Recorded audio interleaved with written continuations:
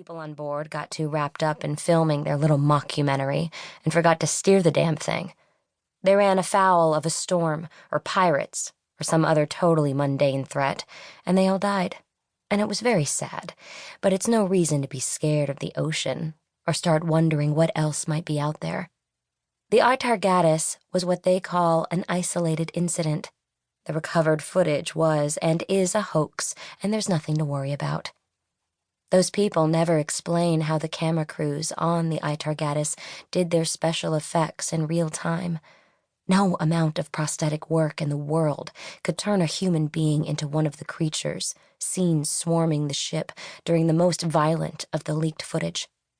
Those people never explain why, if what happened was weather-related. Not a single scrap of data supporting that theory has ever been released by either Imagine or the National Weather Service. The loss of the Atargatis was a public relations nightmare for the company.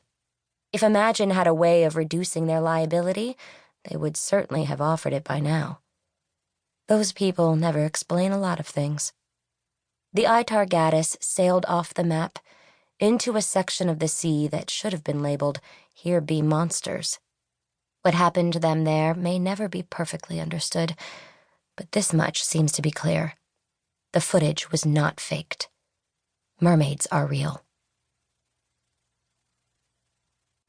Monterey, California, June 26, 2015.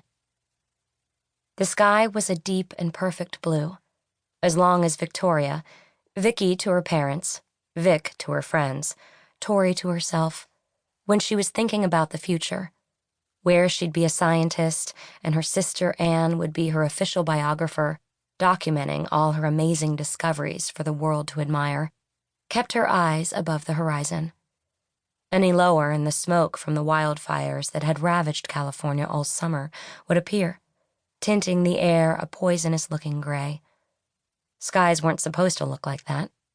Skies were supposed to be wide and blue and welcoming, like a mirror of the wild and waiting sea.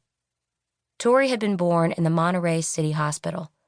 According to her parents, her first smile had been directed not at her mother, but at the Pacific Ocean. She had learned to swim in safe municipal pools by the age of 18 months and been in the ocean, closely supervised, by the time she was 3, reveling in the taste of salt water on her lips and the sting of the sea spray in her eyes. She'd been grabbed by a riptide when she was 7, yanked away from her parents and pushed 20 yards from shore in the time it took to blink. She didn't remember the incident when she was awake, but it surfaced often in her dreams. The suddenly hostile water reaching up to grab her and drag her down. Most children would have hated the ocean after something like that, letting well-earned fear keep their feet on the shore. Not Tori. The riptide had just been doing what it was made to do. She was the one who'd been in the wrong place. She had to learn to be in a better place when the next riptide came along. Her big sister Anne had watched Tori's maritime adventures from the safety of the shore, slathered in SPF 120 and clutching her latest stack of gossip magazines.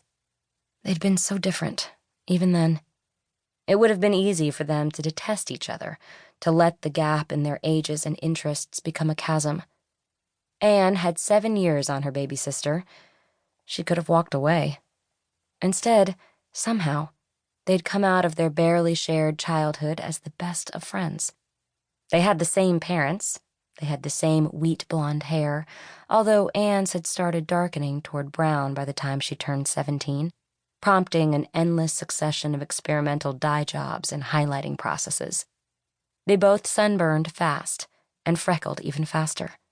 They even had the same eyes, dark blue, like the waters of the Monterey Bay. That was where the similarities ended.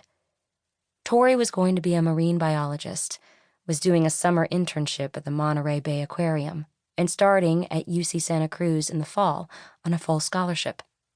Anne was a special interest reporter, read Talking Head for Geek News, and well on her way to a solid career as a professional media personality. The last time they'd seen each other in person had been 3 days prior to the launch of the SS Atargatis, a research vessel heading to the Mariana Trench to look for mermaids.